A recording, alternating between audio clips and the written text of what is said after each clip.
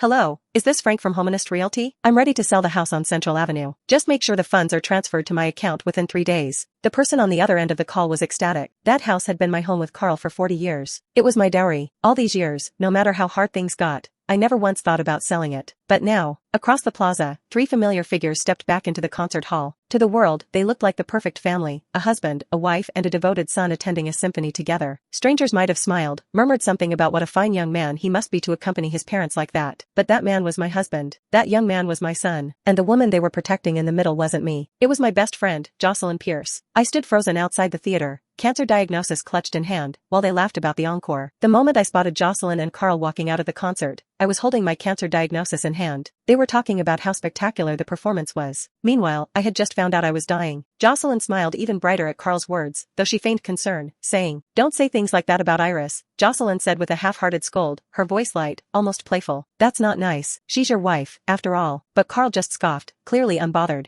Am I wrong, though? Everything I said was true. That woman's only good in the kitchen washing dishes, mopping floors. If I brought her to an event like this, she'd only embarrass me. I stood nearby, silent. My grip on the folded program tightened until the edges bent under my fingers. He'd forgotten everything. Forgotten that it was him who chased me. Forgotten that before I ever wore his ring, I was a woman with a career, a sharp mind and ambition. It wasn't time or motherhood that dulled me. It was this marriage, this life with him. Then Felix's voice cut through, sharp and careless. I just don't get it. Why would you even marry someone like her when there were clearly better options? My heart stuttered. When did my son start looking at me with that much contempt? When did the little boy who used to cling to my legs turn into this stranger? Jocelyn flushed, trying to laugh it off. All right, enough, she said, trying to smooth things over. Good thing she's not here. If she heard this, it would totally be misunderstood. And then, Jocelyn turned. Her brows lifted ever so slightly in surprise when she saw me. Iris, you're here? Were you coming to the concert? I thought Carl said he didn't get you a ticket. She looked almost troubled, the way someone might look if they spotted a stain on an otherwise pristine carpet. I didn't answer. My eyes had fallen to her hand. The ring sparkled under the street lamp, a diamond solitaire, identical to the one I'd found in Carl's briefcase 3 days ago. 40 years ago, we married without rings. Carl made a promise on our wedding night he'd surprise me one day. A diamond, when he could afford it. His salary had risen from 40,000 to 400,000. And still, I waited. I had dared to believe the ring in his bag was meant for me. A long overdue gift, perhaps an anniversary surprise. But now I saw the truth. He'd given it to her. Carelessly, thoughtlessly, as if it meant nothing. I took a step forward. I wanted a closer look at what I would never have. Carl snapped. He lunged between us, shielding her like some helpless damsel in a bad soap opera. "What do you think you're doing?" he hissed, voice low and tight so Jocelyn wouldn't hear the venom beneath it. That ring was a gift for Jocelyn. Can you not do this here? Jocelyn stood behind him, untouched, unbothered, as composed as ever. She didn't flinch, didn't frown, didn't care. She looked like royalty, draped in diamonds and smug silence. And me? I was the madwoman outside the gate. The embarrassing mistake they wanted hidden away. "You promised me," I whispered, my eyes locked on Carl's. But he only looked confused, then irritated, as if my presence here was the real offense. "What are you even doing here?" he snapped. "This isn't your place. Can't you see people are staring because of you?" His glare, so full of disgust, cut deeper than I was prepared for. My throat burned, but I held the tears back. I was too old to cry in public, too proud to fall apart where they could see. "You said you'd get me a diamond ring. And today is enough." He waved a hand, like swatting away a gnat. "You're really still hung up on something from 40 years ago? Fine. I'll get you your stupid anniversary ring later, okay? Now just go. You're making a fool of yourself. Spare me and our son the embarrassment." He let out a long sigh, as if I were some burden he was forced to carry. Even Felix looked annoyed. "Just go home already," he said. "Instead of finishing your chores, you're out here trying to catch a concert? Do you even understand music?" He muttered something under his breath. "Trying to compare yourself to Aunt Josie. What part of you even comes close?" Jocelyn tugged at Carl's sleeve. "Carl, the concert's about to start. Let's go in." She turned to me briefly with a look of faint apology, more for show than sincerity, and walked off with a gentle grace, confident Carl would smooth over the mess behind her. And he did. As soon as she left, Carl shoved me hard. The envelope slipped from my hands. My cancer report scattered across the pavement. They didn't even glance down. They walked right over it, right over the words early-stage stomach cancer, right over my name. Carl didn't ask if I wanted to come inside. Just like the past 40 years, he kept me shut out of anything that might make me feel human. When they disappeared inside, I knelt and picked up the papers. If no one was going to care, then I'd spend whatever time I had left finally living for myself. It was time to go. Back home, I sat down at the kitchen table and finalized the divorce agreement line by line. Carl had likely hidden more assets than I could ever trace. Men like him usually did, but I was done chasing down what was owed. The settlement, along with the sale of this house, would be enough. Enough to live simply, to live quietly, to live on my own terms. When I was done, I leaned back in my chair, staring at the walls around me, the ones I'd cleaned, patched, painted, and decorated for 40 years. It was hard to tell where the house ended and I began. This home had grown around me like a second skin. Every worn floorboard, every chipped mug tucked away in the cabinet, held a story. My story. And for the longest time, I believed that story was a happy one. Before Jocelyn, I hadn't known Carl had a romantic bone in his body. In 4 decades, not once had he brought me flowers. My requests for small gestures were always met with a sigh, a scoff, or outright silence. But when it came to the big things, mortgages, hospital bills, our son's tuition, he showed up. He handled it. That was his version of love, I told myself. When I gave birth to our son, he was attentive, even tender, held my hand through the worst of it, took time off work to take care of me during recovery. That man, I thought, was just quiet, practical, not one for sentiment, but dependable. Then Jocelyn appeared and everything shifted. She used to swear she'd never get married, said she didn't believe in it, always laughed it off, called herself a free spirit. And for a long time, I thought I was the lucky one. I thought I had what most people envied, until Jocelyn slipped into the cracks of my marriage. At some point, she and Carl started getting close, too close. And every time I tried to bring it up, even subtly, Carl would explode, accuse me of being paranoid or jealous. He said he was just being polite, that Jocelyn was my best friend and he was just treating her accordingly. Jocelyn, too, played her part well, offended, shocked, wounded by the very idea. And I believed them. I convinced myself I was just being insecure. But now I know better. Maybe Carl never actually cheated. Maybe there was no physical affair. But he gave me the domestic version of himself, the grocery runs, the bills, the chores. And he gave her the romance. He sent her flowers. He remembered her favorite things. He'd fight for concert tickets she loved, just because Jocelyn liked music. I was the convenient choice, the default, the fallback. It took me 40 years to realize I'd been chewing on half-cooked rice. And I kept chewing until I gave myself early-stage stomach cancer. But even now, even with all the bitterness, I still think, maybe it's not too late. I was packing up the house. It'd be handed over to the new owner in a week. I didn't bother touching Carl's things. Or our son's. I was only taking what belonged to me. As I worked through piles of memories, a voice behind me broke the silence. There you go. This is more your speed anyway. Packing, cleaning up, and you thought you belonged at a concert? Carl scoffed, brows furrowed in that permanent line of disapproval he'd worn since his mid-30s. I didn't respond. I simply handed him the divorce papers. He took them without much thought until his eyes scanned the words. Then his whole expression shifted. You've got to be joking. He tossed the papers to the floor, his voice rising. A divorce? Over this? You made a scene and now you want to burn the whole house down over a damn concert? Our son walked in just then, catching sight of the papers. His sigh was loud, long and full of disdain. Seriously, Mom, he groaned. You're still going on about that? You really think skipping a concert is the end of the world? We've never gone to concerts. What's changed now? I looked at him, at the boy who used to wrap his small fingers around mine and promised to take me to every concert hall on earth. He said he'd be rich one day and that I'd sit front row while orchestras played just for me. He'd forgotten all of it. He was Carl's son now, through and through. You really think you can compete with Aunt Josie? He added, smirking. She's your age and still looks incredible. When she goes to a concert, no one bats an eye, they think she belongs. But you? You walk in and people assume you're a janitor who snuck in. He laughed like he'd just delivered the joke of the century. I looked at him, the man my son had become, bitter and rotten, and said quietly, I didn't end up like this overnight. If I hadn't spent my life in the kitchen, mopping floors, washing dishes, if I hadn't given everything to raise you, to keep this family running, maybe I'd still. God, you make it sound like you were some tragic figure. He rolled his eyes. You did some chores. Big deal. If Aunt Josie had married Dad, she'd have handled it better, balanced it all. She wouldn't be whining now. Then, with no hesitation at all, he added, Mom, stop. You're too old for this. Divorce at your age? No one cares. You think anyone's going to rally behind a woman your age? You don't even know if you'll be around next week. The room fell silent. I stood there, numb. My ears rang. That was my son. The child I carried, fed, held through fevers and nightmares. And now, he couldn't wait for me to die. My hands trembled. My throat tightened. For a moment, I thought my heart might simply stop. Carl looked uneasy, maybe even slightly ashamed, but not enough to speak up. He never would. Too many years of being held up by my devotion had made him forget who built the pedestal he stood on. Instead, he gave me a little shove toward the kitchen. You know how he is, he muttered. Don't take it to heart. Just get the dishes done and go to bed. Then, in the same breath, he bent down, picked up the divorce papers and waved them in my face. I'll forget I ever saw the divorce papers, okay? No need to make a fool of yourself. You'll only regret it. He said it like he was doing me a favor. Like staying in this prison was some kind of privilege I should be grateful for. He turned his back on me. I turned toward the sink. It was a disaster. Crusted plates, sticky counters, red Solo cups from 2 nights ago. Our son had thrown another one of his little parties. I hadn't cleaned up. I hadn't had the strength. So no one did. Because no one ever did. Because in this house, I was the cleanup crew. The maid. The ghost in the background. I reached for the sponge and paused. Floating in the murky dishwater was something gold. I pulled it out. My fingers shook as I held it up to the light. It was a necklace. My necklace. The one Carl gave me when we got married. He couldn't afford a ring, so he gave me this instead. Said he'd spend every penny he had on it. Said one day, he'd give me more. I believed him. Now it lay in dirty water, forgotten like everything else he ever promised me. That was the moment I knew. This marriage had been a lie from the very start. Carl never loved me. To him, I was nothing more than free labor. Someone convenient. Someone he could control without question.